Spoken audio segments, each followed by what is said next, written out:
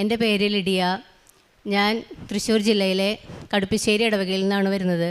2019 ഫെബ്രുവരി 14 ഞാൻ ആദ്യമായിട്ട് ഉടമ്പടി എടുത്തത്. എന്നാൽ ആ ഉടമ്പടി നിബന്ധനകൾ എനിക്ക് അന്ന് പൂർണ്ണമായും പാലിക്കാൻ സാധിച്ചില്ല. അതുകൊണ്ട് എൻ്റെ ആ ഉടമ്പടി അവിടെ പൂർണ്ണമായി ഉപേക്ഷിക്കേണ്ടി വന്നു. അതിനുശേഷം 2024 മെയ് 1 ഞാൻ ഉടമ്പടി വീണ്ടും പുതുക്കി. ആ ഇടയ്ക്കാണ് എനിക്ക് കാലിന് ഉപ്പൂറ്റി വേദന, നല്ല വേദന ഉണ്ടായിരുന്നു. രാവിലെ എണീറ്റ് കഴിഞ്ഞ് കഴിഞ്ഞാൽ ബെഡിൽ നിന്ന് കാല് കുത്തിക്കഴിഞ്ഞാൽ ഭയങ്കര വേദനയായിരുന്നു. ഡോക്ടറെ കണ്ടു. ഡോക്ടർ മരുന്ന് ഓയിൽമെൻറ്റൊക്കെ തന്നു. എന്നിട്ട് മാറിയില്ല എനിക്ക്. എന്നിട്ട് ഞാൻ വിശ്വാസപ്രമാണം ചൊല്ലി ഉടമ്പടി തൈലം എല്ലാ ദിവസവും കാലിൽ പുരട്ടി. അതിൻ്റെ ഫലമായി പരിശുദ്ധ അമ്മ എനിക്ക് ഉപ്പൂറ്റി വേദന മാറ്റി തന്നു. എൻ്റെ രണ്ടാമത്തെ നിയോഗം എന്ന് പറയുന്നത് സൈക്കിൾ ബാലൻസ് ഒന്നും എനിക്ക് ഉണ്ടായിരുന്നില്ല. ഞാൻ ഡ്രൈവിംഗ് പഠിക്കാൻ പോയി.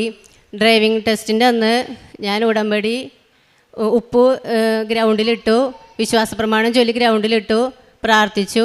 പക്ഷേ എന്നാലും ഞാൻ ഫെയിലായി. 2 പ്രാവശ്യവും ഞാൻ ഫെയിലായി.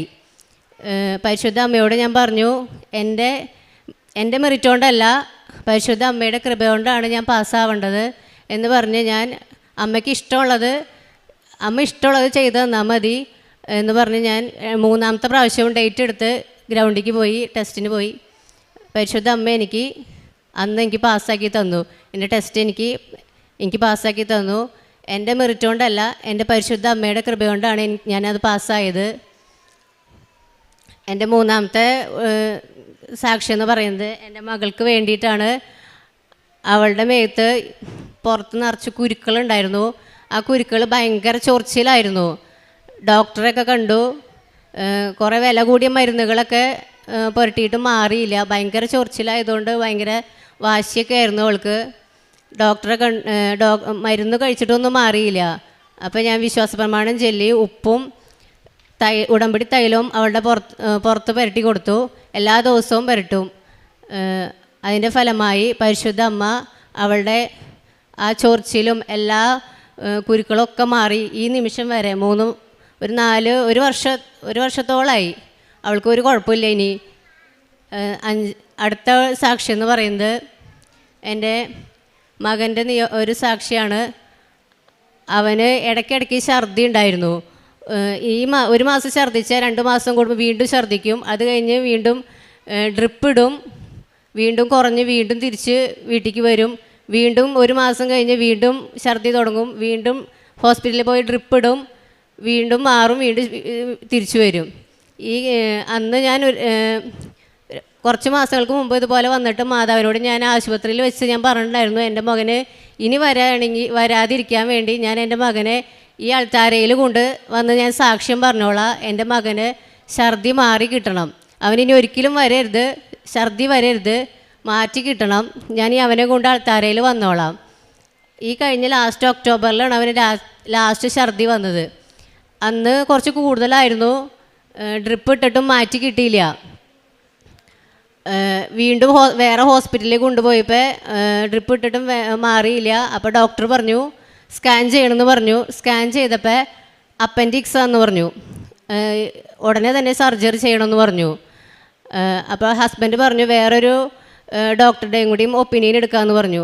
അന്ന് ഞങ്ങൾ അപ്പോളോയിൽ പോയി വേറെ ഡോക്ടറെ കണ്ടു. അവിടെ ആ ഡോക്ടർ പറഞ്ഞു സ്കാൻ ചെയ്യണമെന്ന് പറഞ്ഞു. ആ സ്കാൻ ചെയ്യണം എന്നാണ് ഇവിടെ ഒക്ടോബറിലെ ജവമാല റാലി നടക്കുന്നത്. ആ ജവമാല റാലിയിൽ ഞാൻ പങ്കെടുത്തു, പ്രാർത്ഥിച്ചു, നന്നായി മാതാവിനോട് പ്രാർത്ഥിച്ചു. എൻ്റെ മകനെ സർജറി കൂടാതെ അപ്പൻഡിക്സ് ഒന്നും ഇല്ലാതെ മാറ്റി കിട്ടാൻ പ്രാർത്ഥിച്ചു. അന്ന് ജവമാല റാലി കഴിഞ്ഞ് വരുമ്പോൾ ഞാൻ ഹോസ്പിറ്റലിലേക്ക് നേരിട്ട് കയറി. ഡോക്ടർ പറഞ്ഞു അവന് ഒരു കുഴപ്പമില്ല, അപ്പൻഡിക്സ് ഒന്നുമില്ല, സർജറി ഒന്നും വേണ്ടാന്ന് പറഞ്ഞു. അവന് മാറ്റി പരിശുദ്ധ അമ്മയുടെ അനുഗ്രഹം കൊണ്ട് അവന് ആ സർജറി ഒന്നും കൂടാതെ അവൻ്റെ രോഗം മാറിക്കിട്ടി. ഈ 3 മാസമായി അവനിപ്പോൾ ഒരു ഛർദിയിലൊന്നുമില്ല, ഒരു കുഴപ്പമില്ല.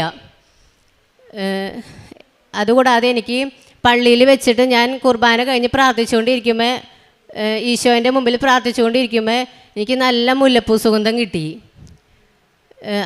കാരുണ്യപ്രവൃത്തിയായിട്ട് ഞാൻ ചെയ്യുന്നത് വീട്ടിലേക്ക് വരുന്ന പാവങ്ങളെ എന്നാൽ കഴിയുന്ന വിധം ഞാൻ സഹായിക്കാറുണ്ട്.